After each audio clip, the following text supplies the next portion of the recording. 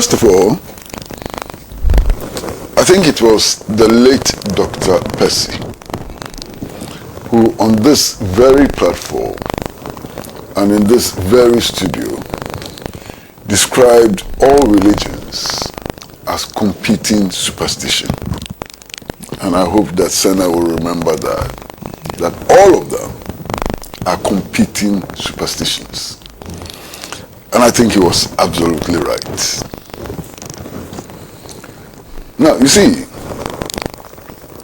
there are so many people who like to pose as experts on religion, and who themselves have not made any attempt to understand religion, its history, its ethos, and its practices. And these people constantly inflict their ignorance on us. And I want to believe very, very strongly that it is the manifestation of such crass ignorance which has led to that office which has been established in the Flagstaff House. And I'll proceed to explain. You see, sometime in history, and this is a historical fact, all the religious leaders, all of them, without exception, did not believe that there's a universe. They didn't believe that there's a universe. You read the Bible and tell me where in the Bible religion acknowledges that there's a universe. So they could not even go to the extent of believing the existence of a galaxy, and to the extent of coming to appreciate that there isn't just one galaxy but many galaxies. How do you take them serious? Indeed, at a point in the history of human beings, the religious leaders believed that the earth was flat, and that if you walked in the same direction and kept going, you would fall into an abyss. And they claimed that God told them that. They claimed that God told them that. And to the extent that when Copernicus and others came and said, look, this earth cannot be flat, and that this earth is round, and that if you move in the same direction, you will come back to where you started from. They killed them for blasphemy. Copernicus was killed for blasphemy. Now, do you know something? If you believe that the earth is flat, and that if you keep walking, you fall into an abyss, your movement is restricted. Your ability to acquire knowledge is restricted, because you don't want to go far to reach the end and fall into an abyss. Those were the religious leaders then. Now we know that God was not speaking to them. Now we know that they were ignorant. Now we know that if we followed them, this world would never have developed and would have remained primitive in the extreme. That's one. You see, there's a story in the Bible, and every time I go over that story, I feel sick, I feel weak. I begin to ask myself questions. The story is that God wanted to test the loyalty of somebody. All of you know that story. He wanted to test the person's loyalty. So God told him, take your son, take him to the mountaintop and slaughter him, cut his throat. And the man agreed. Caught his son, took him to the mountaintop, was going to slice his throat to please God. And God himself came and said, oh, now I know that you are loyal to me. Leave your son, take the sheep and slaughter the sheep. Today, all of you listening to us, and all of you who will listen to us later, if somebody came to you and said, take your son and cut his throat, and you did that, how can you ever live with your conscience? In any case, how would the laws of the world, not Ghana, the laws of the world deal with you? You'll be charged with murder and you'll be sentenced to death. Because we no longer believe in those prophecies. You can't go to any court in Ghana and say that God told you to go and slice the throat of your son and you did it. You understand? This is where we are. This is the reality that we have to accept. You see, recently I was speaking to a very, very senior medical practitioner. And he told me a story, and that story typifies perhaps the era in which we are today. There was a headmistress of a secondary school who was taken to the hospital unconscious. The doctors did all the tests and so on and found out what the problem was with her. This is a true story. So they began working on her and so on. After a week, the woman could walk. She could eat. She was recovering. Then her pastor went to the hospital to pray for the woman and told the woman that God has already healed her. She doesn't have to take her medicine and so on. She has to discharge herself. This woman believed in her prophet, left the hospital, and died a week later from avoidable complications. As far as I'm concerned, this prophet is a murderer and should be dealt with according to the laws of our land. You see, some time ago, I think it was during the Kufuor era, when we had problems with electricity supply. Now, it is clear that the origins of our electricity problems can be found in the February 24, 1966 coup. You understand? Because by February 24, 1966, the construction of the Bui Dam has started. The Soviet engineers had already moved to site. Their bungalows had been built and so on. After the coup, the Soviet engineers were arrested and sent back to their country. We abandoned the Bui Dam project. By 1966, Ghana had reached an understanding with the USSR to construct a nuclear plant to provide electricity for us. Indeed, the Buza government brought in a British expert who advised that Akosombo was far bigger than we needed, and therefore we needn't add on to our generation capacity, and we stopped that project. If you take Nkrumah's 7-year development plan, he had many electricity projects, including mini hydro dams and so on. All of that was stopped, leading to the crisis that we had under Kufuor. Now, instead of going back to review the plans that we had for power generation and so on, they went to the pastors and the prophets. So what did they do? The state put them in a luxurious bus. We drove them to Akosombo to go and pray over the Akosombo Dam. You remember? What happened? The problem persisted. They couldn't solve the problem. They prayed over the Akosombo Dam. They performed their rituals and so on. We still haven't overcome Dumsor after today. We are indebted to power producers to the tune of over $3 billion. Prayer didn't solve that problem.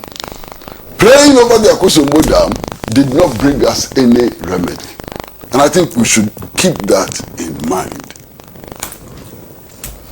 not too long ago, and all of you know that, when the city was falling so rapidly,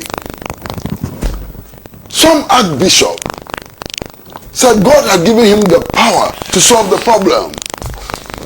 So he offered very powerful prayers and ordered the city to rise. You remember? He told the city to rise, commanded the city to rise. The next day, the city fell with rapidity. It didn't work. And we haven't learned any lessons. Still going to these prophets? My brother, look, I suppose that Christians believe that there is only one God. And in fact, Muslims believe that there is only one God. And if there's one God, that one God should be giving us one message. Unfortunately, if you listen to these prophets, it appears that there are many gods, especially around election time. Prophet A comes and says, dole, dole, dole, no matter what happens, President John Mahama will win the election. The next day, Prophet B comes, says, Bawumia will win the election. Before then, one prophet has said that Kennedy Japan by all means will become the candidate of the NPP and so on. So, which of these gods are we listening to? The God who wants Muhammad to win, or the God who wants Kennedy Japan to win? Or the God who, which of them? And how do you determine which of the gods is the true God, if there's anything like a true God? So, and then the last elections, there was some revelation which was fantastic. I don't know if people took notice of it. Musa Dankwa, Global Info Analytics, had gained credibility over a period. Did you hear the information that these prophets rushed to Global Info Analytics to go and find out what we're going to predict? Yes, the last elections, prophets went to Global Info Analytics to go and find out how things were going so they could make their predictions correct. And you want to waste time on these charlatans? You want to waste time on these charlatans? And they don't do it for nothing, they do it for profit. For profit. A few days ago, one of these prophets actually told the media that, oh, that office in Flagstaff House, they are ready to cooperate with that office. But they should buy cars for them. The state, the taxpayers' money should be used to buy vehicles for them, to make their mobility easy, so they can send the prophets, send the prophecies and so on. God speaks to people, and for the people to reveal what God has told them, the people that God has faith in, the people that God has selected, the people that God wants to work through. If you don't buy cars for them, they will tell you what God told you. And we believe this trash. I mean, absolute trash. You know, Massa, recently, sometimes I watch these religious TV channels for entertainment. There's a lot of entertainment on the religious TV channels. And I watched one of them. And this prophet said he had just returned from heaven. He actually went to heaven. And the prophet said that when he went to heaven, he saw Moses. And he saw Abraham. And he saw Jesus Christ. And he had a conversation with Jesus. And he warned Jesus. He told Jesus that he was a very bad, young man. And that he spoke so arrogantly to his elders, that is why he was crucified. So, and the church members Oh my goodness, hallelujah. They were shouting and cheering. They actually believe that the man went and spoke to Jesus in heaven. He went to heaven and he saw Moses and so on. And this is gullibility to the highest level. And this is what we want to work with as a state. We are going to accept this in the center of our government machinery, the presidency, and govern with this nonsense. Unbelievable. Unbelievable. You see, not too long ago, just around here in the corner, Jowulu, emerged a man who said he was the reincarnation of Jesus. And he was called Jesus Christ of Jowulu. I don't know if you people remember. Jesus of Jowulu. I don't know if you remember. And he claimed to be the Son of God.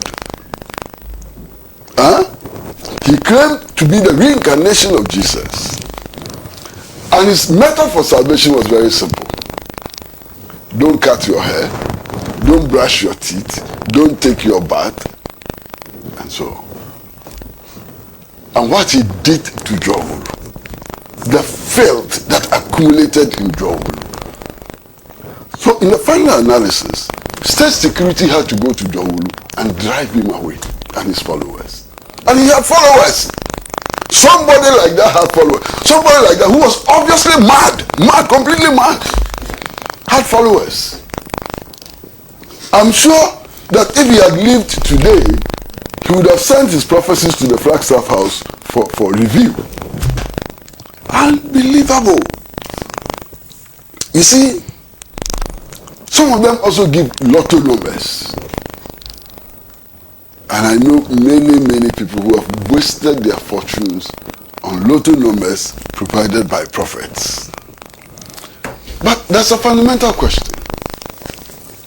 You see, in Ghana, there are 32 million of us, or more of us in Ghana. Why would God, of all these 32 million people, bypass my brother Sohini, bypass Mujib, bypass you and bypass him and everybody else, and go and choose these people who present themselves as prophets as his agents?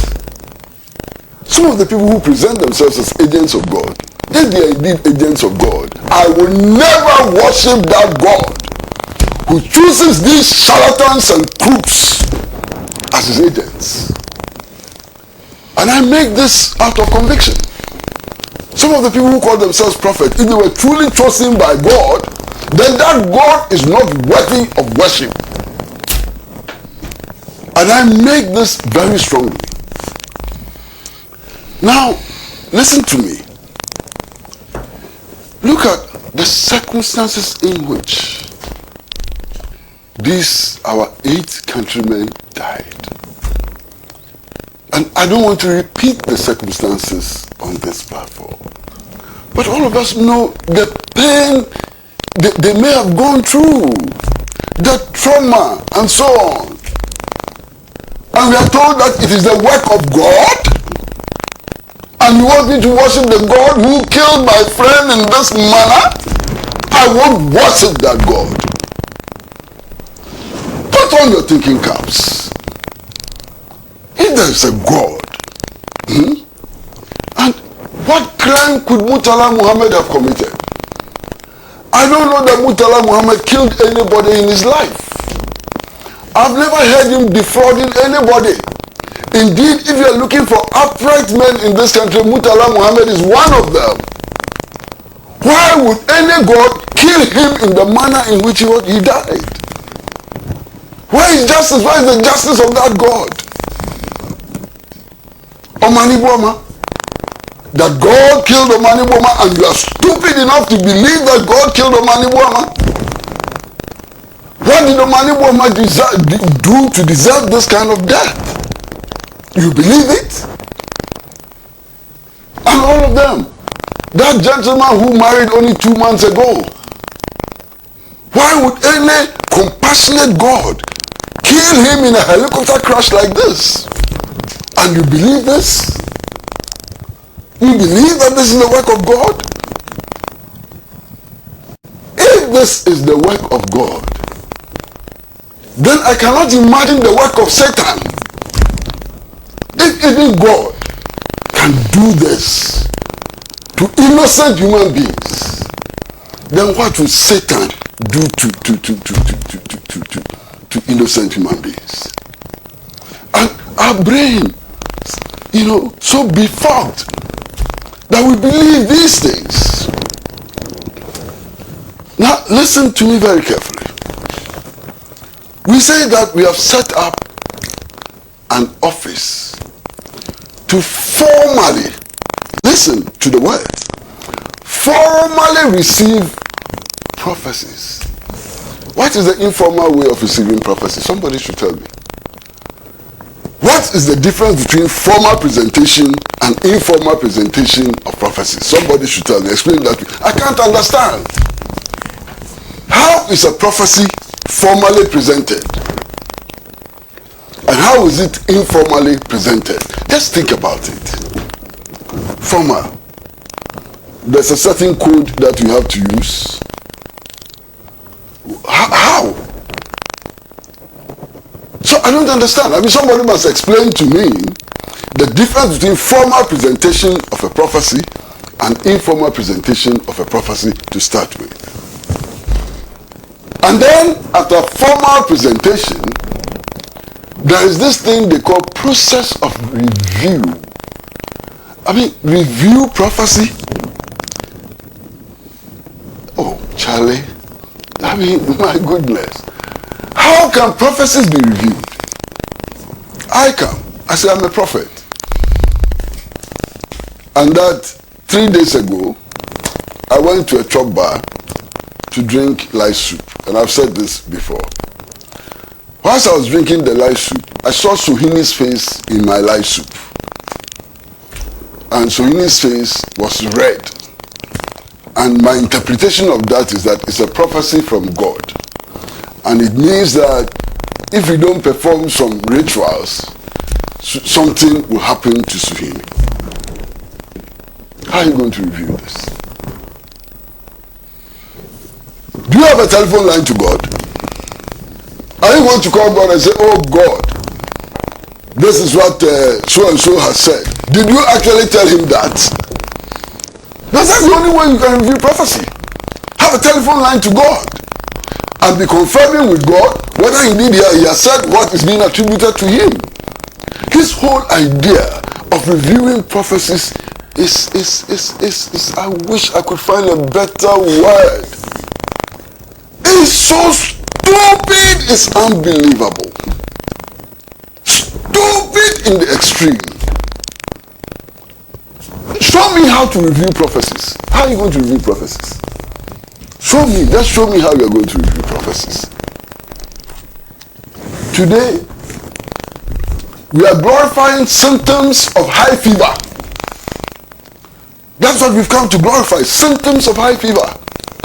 I've told my own story a few times, and perhaps I should tell it again. Look, I'm sitting in my office, and I'm told that a certain prophet is looking for me. So this man walks in. First of all, I'm wondering what the prophet is coming to do in my office. If he knows who I am, he won't venture. You understand? But I'm told the prophet is looking for me, and the prophet comes, well dressed, nicely dressed in suit and tie and all and so on.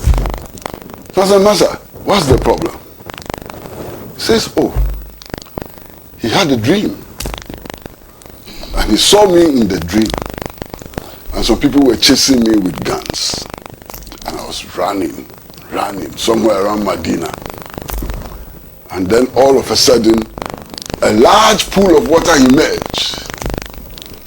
And I jumped into the pool of water. And as soon as I jumped into the pool of water, crocodiles emerged from the water. And he woke up. So I said, is that why you came? He said, yes, that's why he came.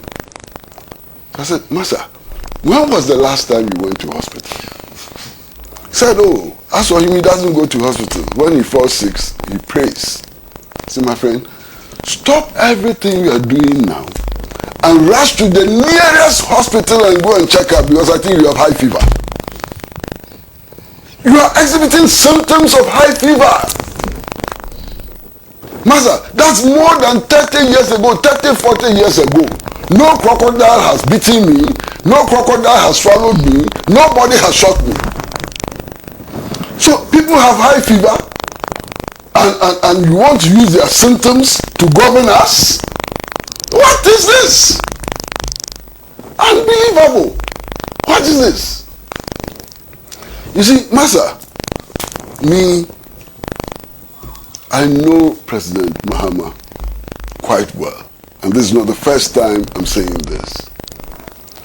I know President Mahama very well, I think. And I don't think that I'm mistaken.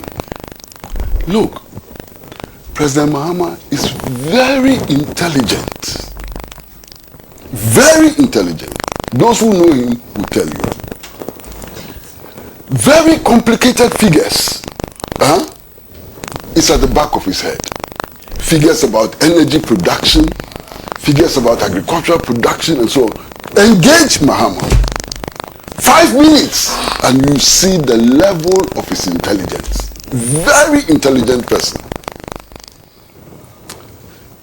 You see, I have told some friends of mine, maybe I've told some of you before, that Mahama is the type of person who can head any ministry and any government department without force. He understands the different departments of government very, very well. And I'm sure that others can give this testimony. Now, given his level of intelligence, I am sure, I am very, very sure, absolutely sure, that if he's involved in this shenanigans, it's not because of his ignorance. It's not because of his lack of knowledge and so on. If he's involved like other politicians do in order to make themselves attractive to certain constituencies.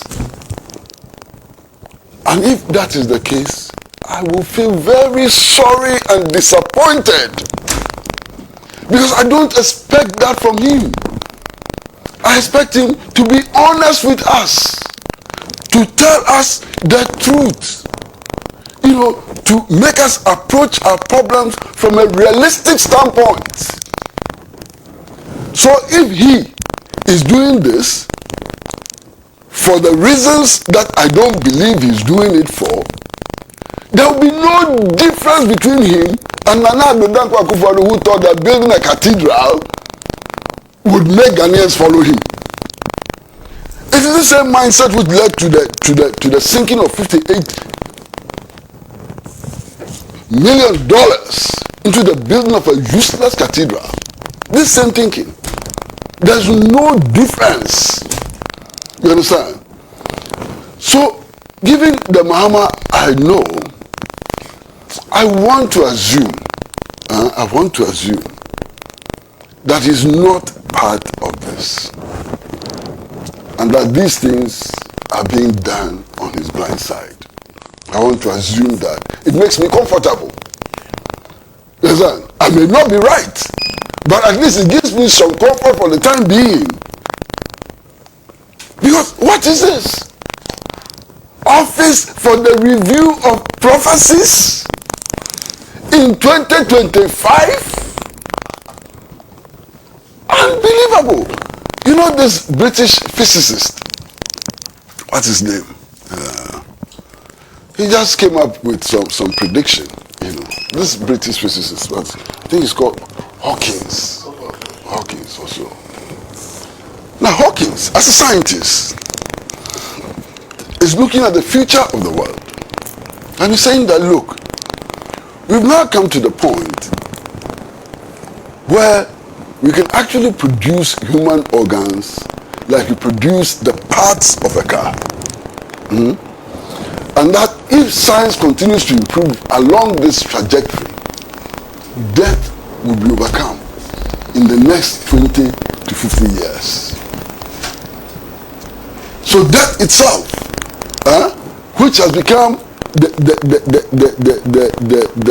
pillar of all prophecies. All these prophecies are based on who is going to die, who is not going to die, and so on.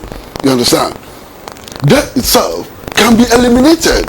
He sees a future in which death can be eliminated. Now imagine that we get there 50 years time and death no longer exists. And so what will happen to all these prophecies and so on and so on? They will look so archaic, so outdated, and so on. You understand? So let's think.